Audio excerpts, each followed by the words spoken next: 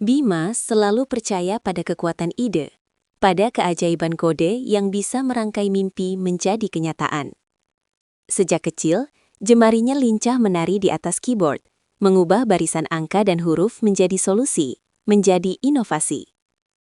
Impiannya adalah menciptakan sesuatu yang benar-benar mengubah dunia, bukan sekedar mencari nafkah. Ketika Innovatech Solutions muncul, dengan visi ambisiusnya tentang kecerdasan buatan yang akan merevolusi industri, Bima melihatnya sebagai panggilan. Innovatech, sebuah startup yang sedang naik daun, dipimpin oleh seorang CEO karismatik bernama Pak Arya. Ia piawai dalam rangkai kata, menjual mimpi, dan meyakinkan setiap orang bahwa mereka adalah bagian dari revolusi teknologi berikutnya. Bima, dengan idealisme dan kecerdasannya yang luar biasa, dengan mudah terpikat. Ia bergabung sebagai insinyur perangkat lunak senior, dipercaya memimpin proyek paling ambisius perusahaan, Project Nexus, sebuah platform analitik data berbasis AI yang dijanjikan akan mengubah cara bisnis membuat keputusan. Bima mencurahkan seluruh jiwa dan raganya untuk Project Nexus.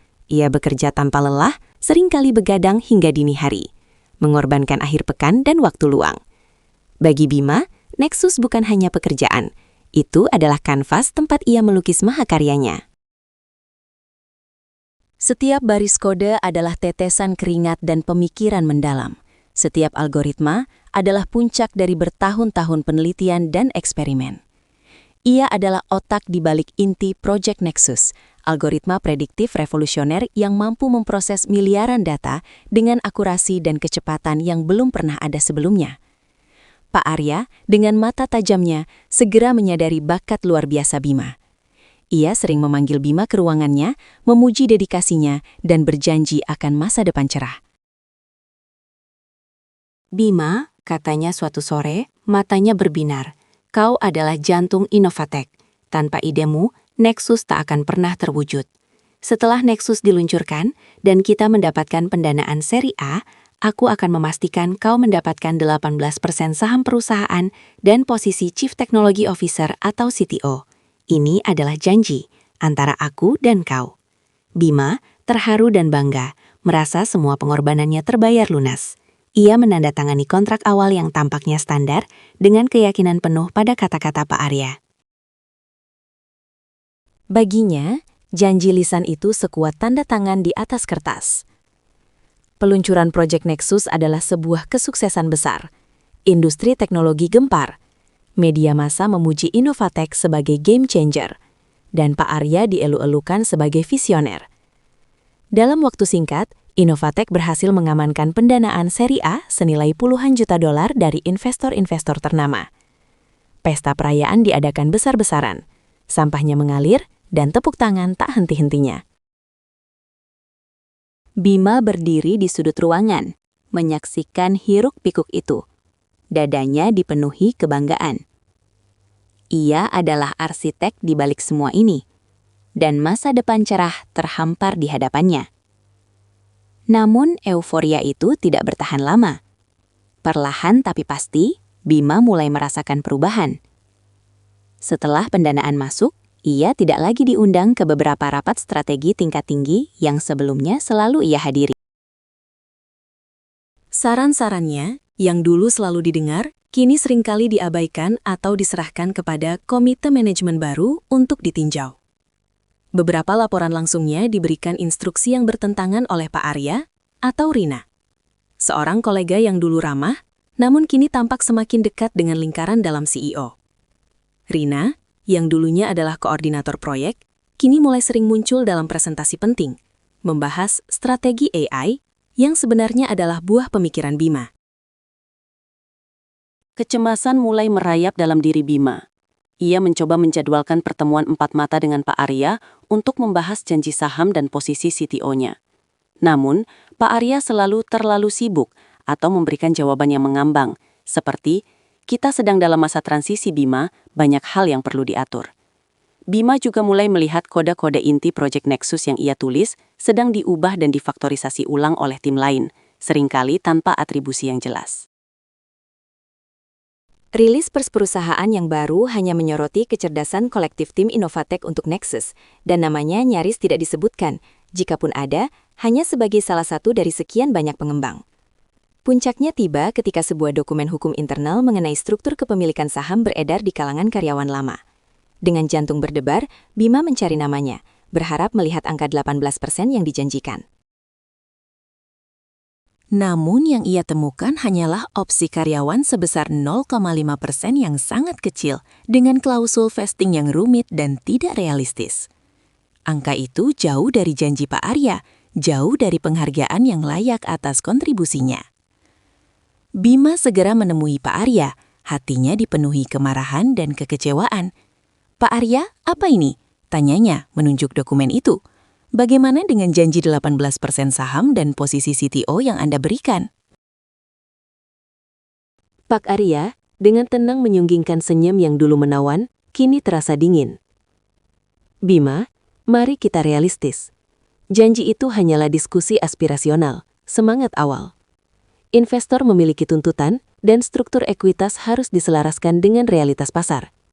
0,5% itu sudah sangat standar untuk karyawan selevel Anda.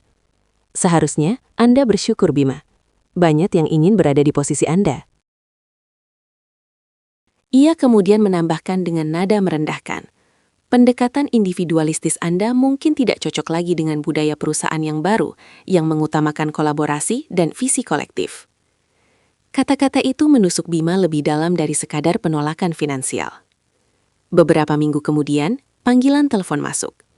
Bima diminta datang ke kantor Pak Arya dan HR. Di sana, ia diberitahu bahwa perannya telah menjadi redundan akibat restrukturisasi strategis.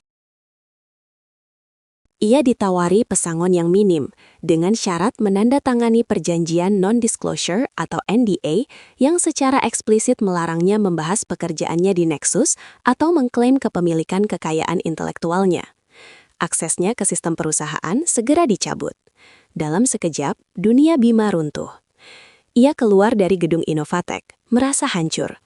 Bukan hanya uang atau saham yang direnggut darinya, tapi juga mimpinya, identitasnya, kekayaan intelektualnya. Ia merasa digunakan, dieksploitasi, dan kemudian dibuang begitu saja. Bima mencoba mencari bantuan hukum, namun kontrak awal yang ia tandatangani, yang dulunya tampak polos, kini terlihat penuh jebakan. Klausa-klausa tentang kepemilikan IP oleh perusahaan dan sifat aspirasional dari janji lisan membuat posisinya sangat lemah. Ia menyadari ia telah dipermainkan sejak awal. Bulan-bulan berikutnya adalah masa terberat dalam hidup Bima. Ia seringkali mengurung diri, diliputi keputusasaan dan kemarahan yang membara. Ia melihat Innovatek terus melambung tinggi, dipuji sebagai kisah sukses teknologi. Pak Arya dan Rina, yang kini menjabat sebagai Head of AI Development, tampil di berbagai forum, mengklaim semua pujian untuk Project Nexus. Setiap kali melihat berita tentang mereka, Bima merasa dadanya sesak, seolah ada yang merobek bagian dari dirinya. Namun di tengah kegelapan itu, perlahan muncul percikan ketahanan. Kemarahan Bima mulai berubah menjadi tekad yang membaca. Ia menyadari bahwa meskipun mereka bisa mencuri kodenya, mereka tidak bisa mencuri pikirannya, bakatnya, atau pengalamannya. Ia masih memiliki otaknya, keterampilannya, dan yang terpenting, pelajaran pahit tentang integritas dan pengkhianatan. Bima memutuskan untuk mengubah rasa sakit ini menjadi bahan bakar. Ia mulai dari awal lagi, dengan visi yang lebih jelas dan hati-hati. Bima mendirikan perusahaan barunya, Sinergi Data, dengan fokus pada AI yang etis dan solusi data yang transparan. Ia tidak langsung bersaing dengan Nexus, melainkan mengembangkan platform yang lebih canggih dan beretika, mengisi celah di pasar yang Innovatek dengan segala kesuksesan semuanya telah abaikan. Kali ini setiap aspek hukum dipastikan kokoh, setiap janji tertulis dengan jelas, dan setiap karyawan diperlakukan dengan hormat.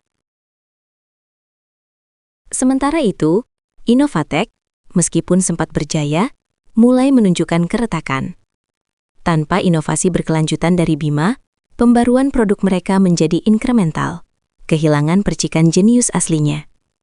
Budaya korporat yang toksik, yang lahir dari pengkhianatan terhadap Bima, menyebabkan tingkat turnover karyawan yang tinggi. Reputasi mereka, perlahan tapi pasti, mulai tercoreng oleh cerita-cerita internal tentang perlakuan tidak etis. Beberapa tahun kemudian, Sinergi Data tumbuh pesat. Dikenal karena solusi inovatifnya dan pendekatannya yang menjunjung tinggi etika. Bima menjadi sosok yang dihormati di industri, bukan hanya karena karyanya yang brilian, tetapi juga karena integritasnya. Di sebuah konferensi teknologi besar, Bima sedang mempresentasikan platform barunya yang sangat sukses. Di antara kerumunan, ia melihat Pak Arya dan Rina, tampak lebih tua, dengan kilau perusahaan mereka yang kini telah memudar. Bima tidak menunjukkan ekspresi apapun. Ia hanya melanjutkan presentasinya, sebuah bukti bisu bahwa pengkhianatan yang dulu menghancurkannya, kini telah menjadi pendorong bagi kemenangan yang jauh lebih besar. Bukan hanya dalam kekayaan, tetapi dalam kehormatan dan harga diri.